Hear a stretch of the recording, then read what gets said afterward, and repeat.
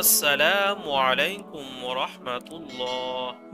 আজকে আপনাদেরকে এমন একটি ছোট দোয়া সম্পর্কে জানাবো, যে দোয়াটি পড়লে উত্তম জীবন যাপন করতে পারবেন, এবং এই দোয়াটির মধ্যে নিহিত রয়েছে মানুষের জীবনের সকল চাওয়া, সুন্দর জীবন এবং পরকালীন সফলতার জন্য যা যা জরুরি সবকিছু মহান রবের কাছে চাইতে হবে, কেননা তিনি ছাড়া দেওয়ার কেউ নেই।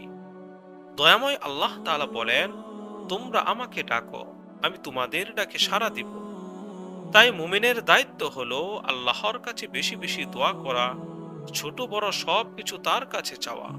মহানবী সাল্লাল্লাহু আলাইহি সাল্লাম আল্লাহ তাআলার কাছে এমন একটি দোয়া করতেন, যে দোয়ার মাধ্যমে তাকওয়া, হেদায়েত, চারিত্রিক পবিত্রতা ও সচ্ছলতা প্রার্থনা করা হয়েছে।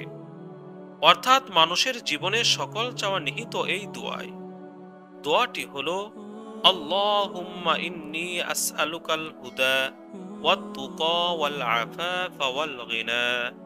অর্থ, হে আল্লাহ, আমি আপনার কাছে হেদায়েত কামনা করি, এবং আপনার ভয় তথা তাকওয়া কামনা করি, এবং আপনার কাছে সতীত্ব তথা নৈতিক পবিত্রতা কামনা করি, এবং সম্পদ তথা সামর্থ্য বা সচ্ছলতা কামনা করি।